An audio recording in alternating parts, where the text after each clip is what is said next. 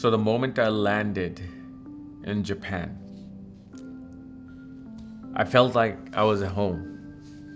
Okay, I mean, this place, and let me tell you the story of why I went to Japan. Because once I got my camera, my lifelong dream camera, Hasselblad, and I was taking pictures in US, and I just didn't feel that creativity as a photographer. I didn't feel that creative aspect, that artistic aspect, that classic, eclectic, aspect of photography, which is to take photographs of something classic, something old, like an old culture. But especially when I was just viewing, different countries, and then I came across Japan, something just triggered in me. I'm like, that's it. I'm gonna go to Japan, and I want to take photographs in Japan. And it did not disappoint, did not fail, actually exceeded my expectations. Because especially the area that I was staying in, Shinjuku. I mean, it's literally, I was there for like a week, but within 2 days, I felt like I knew the city. And that's where I kind of experienced this borderline culture of my original ethnicity, which is Indian, from India.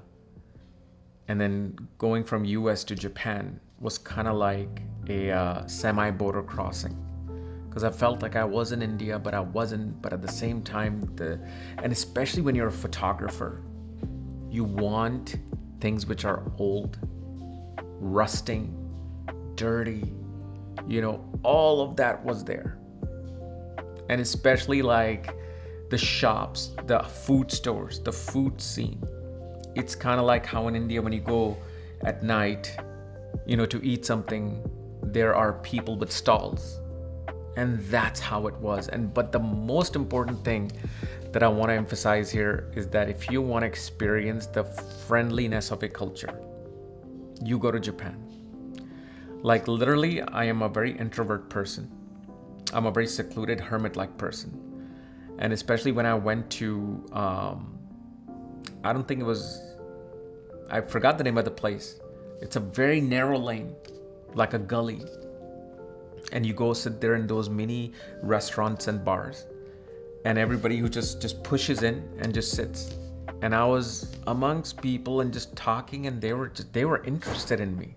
They wanted to know where I came from. They wanted to know what I was doing there. And they were shocked. You came here for photography? Yep. I came here for photography. And there's a whole big reason behind it, which I'm still working on, because I might actually go back to Japan again this year. And this year, I actually want to visit other places as well. I forgot the name of that other main city in Japan, which is like the food capital. But I wanted to go there besides just Tokyo. But any photograph that I took in Japan, every single photograph was like a haven for a street photographer. Whether it was just random street, random people, food, chefs, you can literally through these photographs smell the food, in Japan. And literally I must have taken around 4,000 to 5,000 photographs there. But of course, that doesn't mean you always get the 100% of the great photographs. So what you're seeing is, some of the photographs that I've picked, and there's a lot more that, I'm still picking through.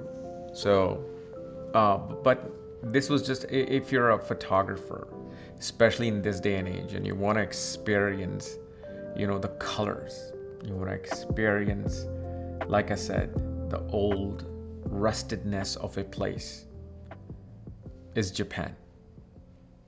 And like I said, the food was very different. The chicken that I eat here in US versus the chicken that I ate in Japan, you can just feel it. Like I felt like I was eating like that real unfiltered chicken in India without hormones, without GMOs. But you could feel it like it's some real food. It was different, but for me, I was just out all day, all night, especially because of the time difference. I would sleep around 6 p.m., wake up at 11 p.m. And then from 11 p.m. to 5 a.m., I would just be walking around, taking photographs, and you feel safe. That's the beauty of Japan. Here, I can't do that. You name me a city, I still can't do that in the middle of the night. But in Japan, girls, boys, men, women, elderly, everybody's just like walking. And of course, they love partying. They love partying, especially in the Shinjuku area. It's a party town, so everything was alive. Everything was happening at like literally 3 a.m. in the morning, 2 a.m. in the morning. So it's a very beautiful place, and of course I'm going to be going back. Okay. So enjoy these photographs. I will bring you more photographs later on. Thank you.